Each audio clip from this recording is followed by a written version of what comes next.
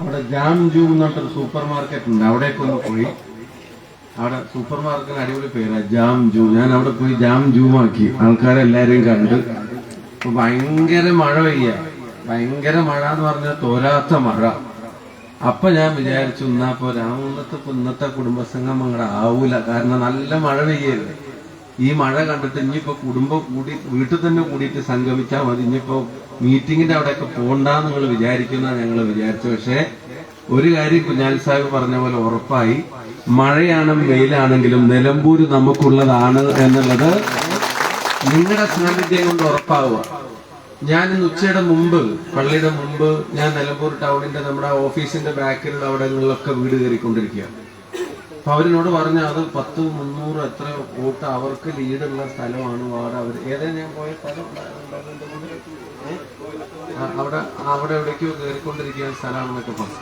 അപ്പൊ അവിടെയൊക്കെ ആളുകളുടെ അടുത്തേക്ക് പോകുമ്പോൾ എന്നോട് ഒരു ചാനലുകാരൻ ഇങ്ങനെ അറിയാതെ അവിടെ വന്ന് പെട്ടപ്പോ അത് അവരും കവർ ചെയ്തു. എന്നോട് പിന്നെ UDF ജയിക്കും എന്ന് പറയുന്നതിന്റെ ആത്മവിശ്വാസം എന്താണെന്ന് ചോദിച്ചു. ഞാൻ പറഞ്ഞു ഇത്ര നേരം ഞാൻ ഈ ആൾക്കാരെ കാണുമ്പോഴും വീട്ടിൽ കയറുമ്പോഴും ഇറങ്ങുമ്പോഴും ഒക്കെ നിങ്ങൾ ക്യാമറയും കൊണ്ട് ഒപ്പം ഉണ്ടായിരുന്നല്ലോ, ആ മനുഷ്യരുടെ പ്രതികരണം കണ്ടിട്ട് എന്താ തോന്നുന്നു ചോദിച്ചു. അത് നല്ല പ്രതികരണമാണ്. ഞാൻ പറഞ്ഞു അതന്നെ ഞങ്ങളുടെ ധൈര്യം, ജനങ്ങൾ നന്നായിട്ടാണ് ഞങ്ങളോട് പ്രതികരിക്കുന്നത് എന്നുള്ളതാണ്. ആ ഒരു പിന്തുണ ജനങ്ങളിൽ നിന്ന് കിട്ടുക എന്നുള്ളതാണ് തെരഞ്ഞെടുപ്പിന്റെ ഏറ്റവും പ്രധാനം. അത് മറിച്ചാണെന്ന് പ്രചരിപ്പിക്കാൻ മാധ്യമങ്ങൾ വലിയ മത്സരം നടന്നിട്ടുണ്ട്. അതാണ് ബഹുമാനപ്പെട്ട കുഞ്ഞാലി സാഹിബ് സൂചിപ്പിച്ചത്. വടകര വന്നപ്പോ തെരഞ്ഞെടുപ്പിന്റെ ആദ്യത്തെ സർവേയിൽ 6% വോട്ടിന് നമ്മൾ തോൽക്കുന്നു പറഞ്ഞു, പിന്നെ 4% വോട്ടിന് നമ്മൾ തോൽക്കുന്നു പറഞ്ഞു, പിന്നെ 3% വോട്ടിന് നമ്മൾ തോൽക്കുന്നു പറഞ്ഞു. തെരഞ്ഞെടുപ്പ് കഴിഞ്ഞപ്പോ പിന്നെയും 4% നമ്മൾ വോട്ടിന് തോൽപ്പിച്ചു.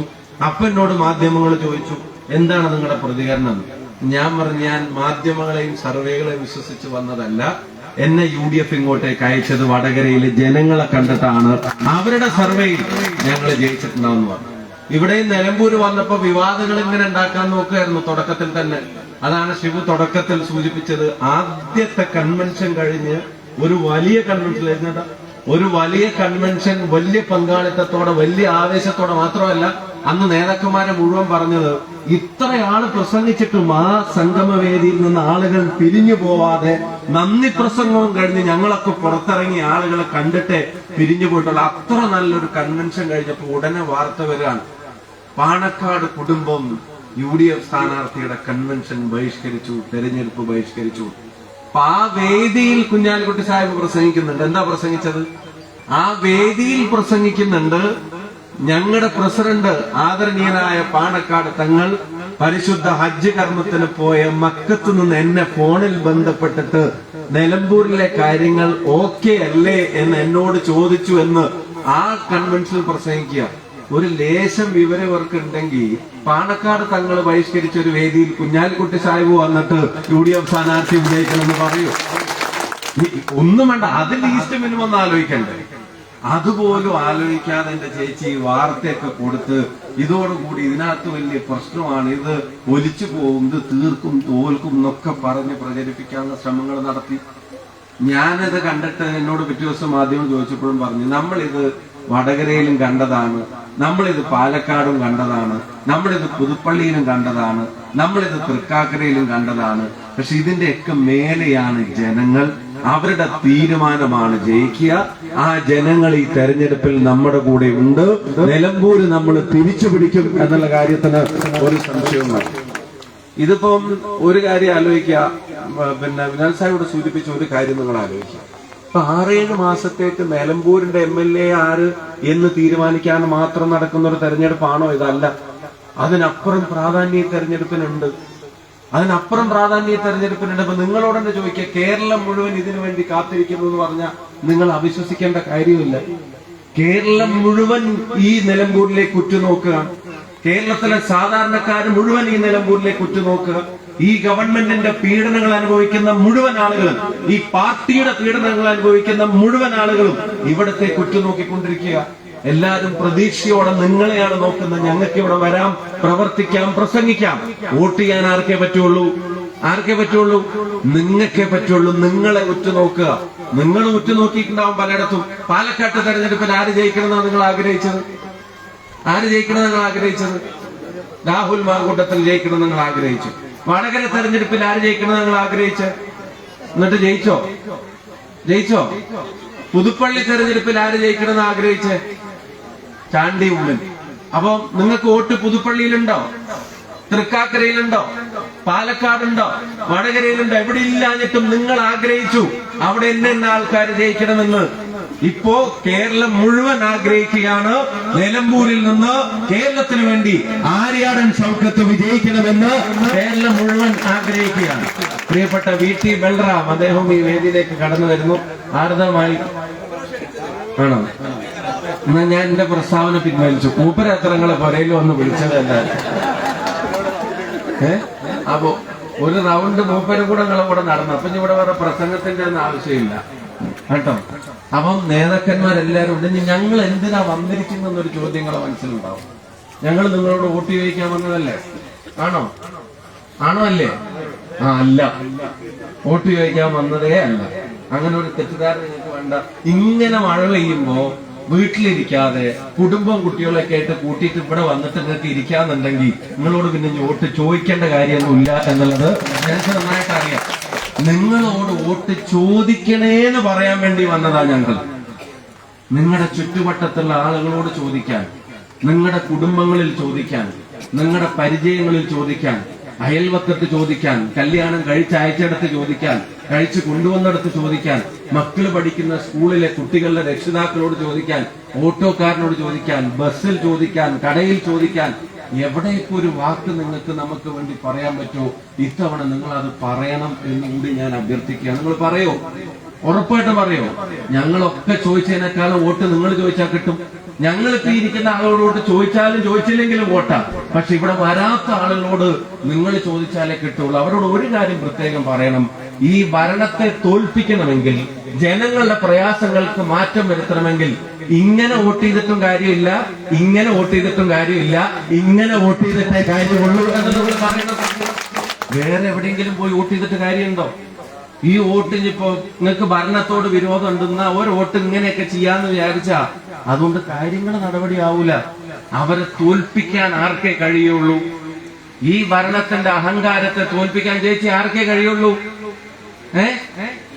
ചേച്ചി കാണിച്ച ചിഹ്നം ഇപ്പോ കയ്യിലാണ്. ഈ തെരഞ്ഞെടുപ്പിൽ UDF-നാണ് അതിന് സാധിക്കുള്ളൂ. വേറെ എവിടെ വോട്ട് ചെയ്താലും ഉദ്ദേശിച്ച കാര്യം നടക്കൂല.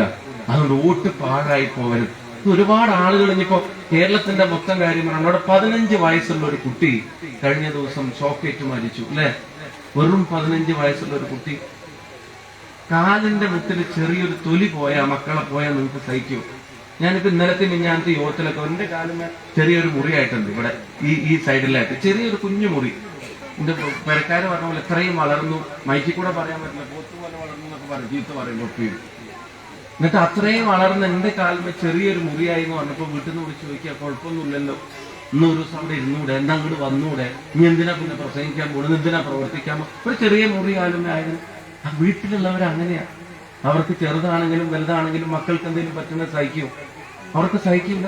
പക്ഷെ 15 വയസ്സുള്ള ഒരു കുട്ടി ഷോക്കേറ്റ് മരിച്ചിട്ട് ആ കുടുംബം വല്ലാത്ത വേദനയിലും പ്രയാസത്തിലും കരഞ്ഞുകൊണ്ടിരിക്കുമ്പോൾ ഈ സംസ്ഥാനത്തെ ഉത്തരവാദിത്തപ്പെട്ട ഒരു മന്ത്രി വന്നിട്ട് പറയാണ്, ഈ മരണത്തിന് തെരഞ്ഞെടുപ്പുമായി ബന്ധപ്പെട്ട ഗൂഢാലോചനയാണോ എന്ന് സംശയിക്കണം എന്നൊരു മന്ത്രി പറഞ്ഞിട്ടുണ്ടെങ്കിൽ ആ ക്രൂരതക്ക് ഇനി നിലമ്പൂരിന്റെ മണ്ണിൽ വോട്ടില്ല എന്ന് പ്രഖ്യാപിക്കുന്ന ഒരു തെരഞ്ഞെടുപ്പിനെ മാറ്റിയേ പറ്റൂ.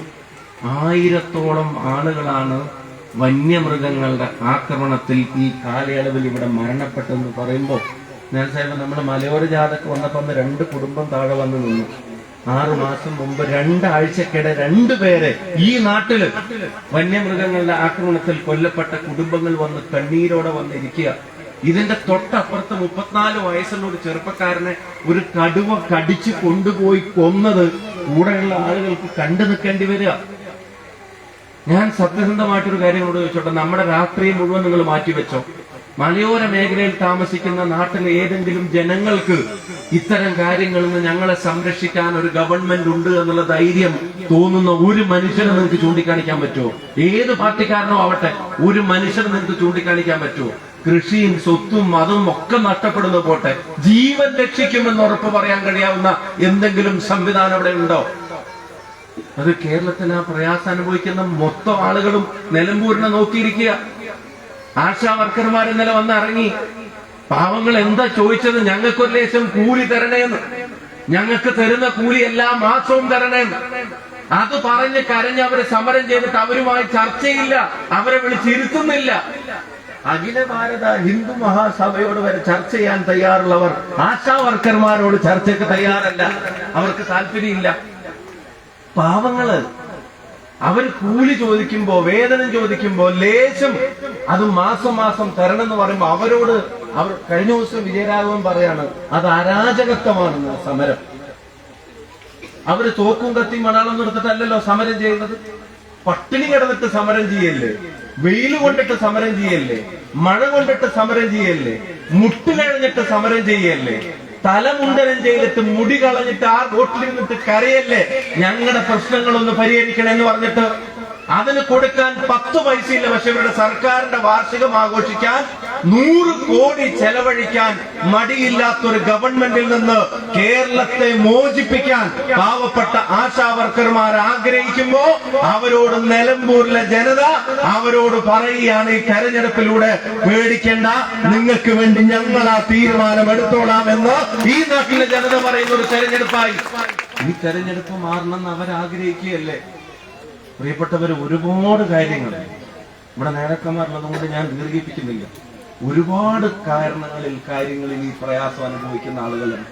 നിങ്ങൾ ദയവ് ചെയ്തിട്ട് അത് കേരളത്തിന് വേണ്ടി നിങ്ങളുടെ കയ്യിൽ വന്നിരിക്കുന്ന അവസരം നിങ്ങൾ ഒരാൾ പോലും ഒഴിയാതെ എല്ലാവരോടും ഒരു വാക്ക് പറഞ്ഞിട്ട് ഈ തെരഞ്ഞെടുപ്പിൽ നമ്മൾ ജയിക്കുമെന്ന് ഉറപ്പുവരുത്തണമെന്ന് മാത്രം ഞാൻ അഭ്യർത്ഥിക്കാൻ ആഗ്രഹിക്കുന്നു. ഞാൻ പ്രസംഗം ദീർഘിപ്പിക്കുന്നില്ല. എനിക്ക് ഒറ്റ വാക്ക് നിങ്ങൾ തരണം. നിങ്ങളൊന്ന് പുറത്തിറങ്ങിയിട്ട് ഫോൺ എടുത്തിട്ടാണെങ്കിൽ അങ്ങനെ, നേരിട്ടാണെങ്കിൽ അങ്ങനെ 10 ആളോട് നിങ്ങളൊന്ന് വോട്ട് ചോദിക്കുമെന്ന് ഉറപ്പോ. ഗീത അപ്പുറത്ത് കൂടെ പോകുമ്പോൾ അവന്റെ ഗീത ഒന്നും കൂടെ വന്നാന്ന് പറഞ്ഞ് വിളിച്ചിരുത്തിയിട്ട് ഗീത ആർക്കാ വോട്ട് ചെയ്യണമെന്ന് ചോദിച്ച് മനസ്സിലാക്കിയിട്ട് ഇത്തവണ അങ്ങനെ പറ്റൂല ഗീത, നമുക്കാണെങ്കിൽ അതൊന്ന് അഭിനന്ദിച്ച്, അല്ലെങ്കിൽ അങ്ങനെ പറ്റൂല ഗീത, ഇപ്രാവശ്യം എങ്ങനെയെങ്കിലും ഒന്ന് കയ്യിൽ ചെയ്യണം എന്ന് പറഞ്ഞു. അല്ലെങ്കിൽ ആയിഷ പോകുമ്പോ ആയിഷ ആർക്കാ വോട്ട് ചെയ്യുന്നത് വെച്ചാൽ അത് കുട്ടിയോട് പറഞ്ഞു കൊടുക്കുന്ന, കുട്ടികളോടും ആയിഷ 2 ആൾ ഇപ്രാവശ്യം കയ്യിന് ചെയ്താലേ നാട്ടില് സമാധാനം ഉണ്ടാവുള്ളൂ എന്നൊക്കെ ഒന്ന് പറഞ്ഞ് മനസ്സിലാക്കി ആ ഒരു വർക്കുകൾ നടത്തി തരുമോ? ഉറപ്പാണോ? നിങ്ങളോട് പിന്നെ ചോദിക്കാം, ആദ്യം ഇതിനോട് കഴിഞ്ഞു. നിങ്ങൾ ഇറങ്ങുന്ന നമുക്കറിയാലോ. നിങ്ങൾ നടത്തി തരുമോ? അതൊന്ന് കൈയടിച്ച് പാസ്സാക്കി തരുന്ന എല്ലാരും. ഈ കൈയടിച്ചൊക്കെ നിങ്ങൾ എഴുതിയിട്ട എഗ്രിമെന്റ് ആണ്, ഒപ്പിട്ട് മേടിച്ചിട്ടുണ്ട്. നിങ്ങൾ ആൾക്കാരോട് പറയുന്നുള്ള ഉറപ്പില്ല. ഞാൻ ആവർത്തിച്ച് പറയുന്നു, നിലമ്പൂരിന് വേണ്ടി മാത്രം. ഇപ്പൊ നിലമ്പൂരിൽ തന്നെ അവിടുന്ന് കുഞ്ഞാൽ സാഹിബ് പുറപ്പെട്ടിട്ട് അറ്റി ചന്തക്കുന്ന് എത്താൻ തന്നെ 2 പഞ്ചായത്തിൽ പോണ സമയമെടുക്കും. അത്ര ദൂരമാണ് ബ്ലോക്ക്. എന്നിട്ട് അവരുടെ അനൗൺസ്മെന്റ് തന്നെ പറയാം, 9 വർഷമായിട്ട് ഇവിടെ ബൈപ്പാസിന്റെ ഒന്നും നടക്കുന്നില്ല. ഇതന്നെ ഞങ്ങളും പറഞ്ഞിട്ടുള്ളൂ. ഗവൺമെന്റ് കോളേജിലെ കുട്ടികൾ പറയും ഇതാണ് ഞങ്ങളുടെ കോളേജ്. അപ്പൊ അവിടെ നോക്കുമ്പോ അവിടെ ഒന്നുമില്ല. അപ്പൊ ആൾക്കാർ ചോദിച്ചു എവിടെ കോളേജ്? അവർ പറഞ്ഞു അതന്നെ ഞങ്ങളും പറഞ്ഞു, ഇവിടെ കോളേജ് തുടങ്ങിയിട്ടില്ല. തുടങ്ങിയത് വാടക കെട്ടിട മുറിയിലാണ്. ഇതുവരെ സ്വന്തം സ്ഥലവും ഇല്ല. ഇതുവരെ നമ്മുടെ ഗവൺമെന്റ് ഇരിക്കുമ്പോൾ അനുവദിച്ചു കൊടുത്തത്. എന്തൊരു സുവർണ കാലമായിരുന്നു ഈ നാടിൽ. KSRTC bus stand, industrial terminal, shutter വരെ ഇട്ട് വെച്ച ബിൽഡിങ്ങിനകത്ത് അതൊന്ന് തുറന്ന് പെയിന്റ് അടിച്ച് കരണ്ടും കൊടുത്ത് ബസ്സും കൊണ്ടുവന്ന് അതൊന്നും ഇവർ ചെയ്യുന്നില്ല. സാധാരണക്കാരന്റെ ഒരു കാര്യത്തിലും അവർക്ക് താല്പര്യമില്ല. നാട്ടിൽ എന്തെല്ലാം അപകടങ്ങൾ ഉണ്ടാവും. ഈ താമരശ്ശേരിയില് നൊന്ത് പെറ്റ മകൻ, വളർത്തി വലുതാക്കിയ കുട്ടി അപ്പുറത്തെ വീട്ടിൽ നിന്ന് ഒരു വാക്കത്തി മേടിച്ചു കൊണ്ടുവന്നിട്ട് ഉമ്മയുടെ കഴുത്തിറക്കുക. ഒന്ന് ആലോചിച്ച് നോക്കുക. അത് വളരണേന്ന് കൊതിച്ച് അതിന് പാല് കൊടുത്ത്, അതിന് അന്നം കൊടുത്ത്, അതിന് വസ്ത്രം കൊടുത്ത്, അതിനെ നോക്കി, അതിനെ പഠിപ്പിച്ച്, അതിന് ജോലിയാവാൻ കാത്തിരുന്ന് അതിന്റെ തണലിൽ കുടുംബം കഴിയുമെന്ന് വിചാരിച്ചെടുത്ത് മയക്കുമരുന്ന് ഉപയോഗിച്ചിട്ട് വാക്കത്തി കൊണ്ടുവന്ന് കഴുത്ത് അറുത്തിട്ട് TV ക്യാമറ വരുമ്പോ ഇങ്ങനെ കാണിക്കുക അതിന്റെ മുമ്പിൽ. എന്താ ചെയ്തെന്ന് ചോദിക്കുമ്പോ എന്നെ ജനിപ്പിച്ചെന്നുള്ള കുറ്റമാണെന്ന് പറയാം.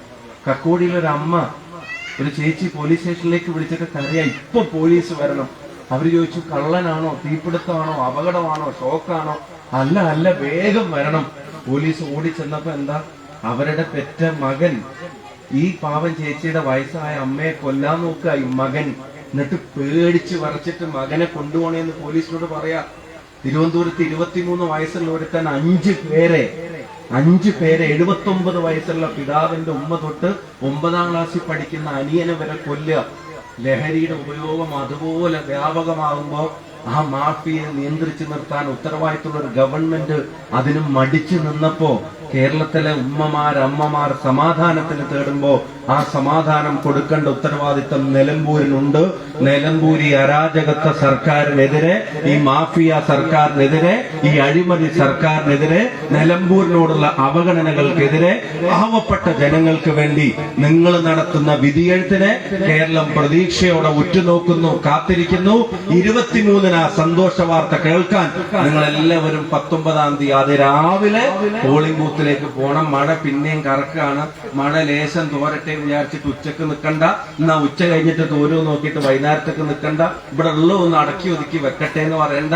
ഉച്ചക്കുള്ളതും കൂടെ ഒന്ന് അടുപ്പത്ത് വെക്കട്ടെ എന്ന് പറയണ്ട. നിങ്ങൾ ആരും അത് ചോദിക്കുകയും വേണ്ട. അന്ന് മുട്ടക്കറിയൊന്നും വേണ്ട. കട്ടൻ ചായയും പഴവും കഴിച്ചാലും മതി. രാവിലെ നേരത്തെ പോയി വോട്ട് ചെയ്യാം. മറ്റെല്ലാം അതിനുശേഷം. വാക്കാണല്ലോ, ഉറപ്പാണല്ലോ, നിലമ്പൂരിന്റെ വാക്കാണല്ലോ. അപ്പൊ നിങ്ങളുടെ വാക്ക് വിശ്വസിച്ചുകൊണ്ട് നിങ്ങൾക്ക് എല്ലാവർക്കും സ്നേഹാഭിവാദ്യങ്ങൾ നേർന്നുകൊണ്ട് നമ്മുടെ സ്ഥാനാർത്ഥി ഇത് വലിയ ദുരന്തമൊക്കെ ഉണ്ടായപ്പോ MLA ആണോ MP ആണോ സ്ഥാനാർത്ഥിയാണോ എന്നൊന്നും നോക്കിയിട്ടല്ല, ഒന്നും അല്ലെങ്കിലും അയാൾ നിങ്ങളുടെ കൂടെ ഉണ്ടായിരുന്നു. അയാൾ ഇവിടെ മൃതദേഹങ്ങൾ വന്നപ്പോ കരക്കടിഞ്ഞപ്പോ വേദന തന്നൊരു ജനതയുടെ മുമ്പിൽ ആശ്വസിപ്പിക്കാൻ എത്തിയ ആളുകളിൽ അയാളുടെ മുഖം ഉണ്ടെന്ന് ഈ നാടിന് തർക്കമില്ല. അയാൾ ജനിച്ചത് നിലമ്പൂരായതുകൊണ്ട് മാത്രമല്ല, അയാളുടെ ജില്ലയും സംസ്ഥാനവും ഒക്കെ നിലമ്പൂരാ. അയാൾ ഉണ്ട് ഈ നാടിന്റെ കൂടെ. നമ്മുടെ കുഞ്ഞാക്കയുടെ മകനാണ്, ഈ നാടിന്റെ കൂടെ ഉണ്ട്. ഒരു അവസരം നിങ്ങൾ കൊടുക്കണമെന്ന് അഭ്യർത്ഥിക്കുന്നു. അവസരം പഞ്ചായത്തിലേക്ക് കൊടുത്തപ്പോ മികച്ച പഞ്ചായത്ത് പ്രസിഡന്റായി, മുനിസിപ്പാലിറ്റിക്ക് കൊടുത്തപ്പോ മികച്ച മുനിസിപ്പൽ ചെയർമാനായി, ഇനി MLAക്ക് കൊടുത്താൽ കുഞ്ഞാൽ സാഹിബിന്റെ ഒക്കെ സപ്പോർട്ടോടെ അസംബ്ലിയിൽ കയറിയാൽ കേരളത്തിലെ മികച്ച MLAമാരിൽ ഒരാളായും അദ്ദേഹം മാറും. അത് കേരളം കാത്തിരിക്കുന്നു. ഞാൻ നിങ്ങളെയും VT ബലറാമിനൊക്കെ നമ്പർ നോക്കി വെച്ചിട്ടുണ്ട്. ബൂത്തിന്റെ 23 കഴിഞ്ഞിട്ട് വിളിക്കാൻ വേണ്ടി. നല്ല ലീഡ് തരൂലേ ഇവിടുന്ന്? തരില്ലേ?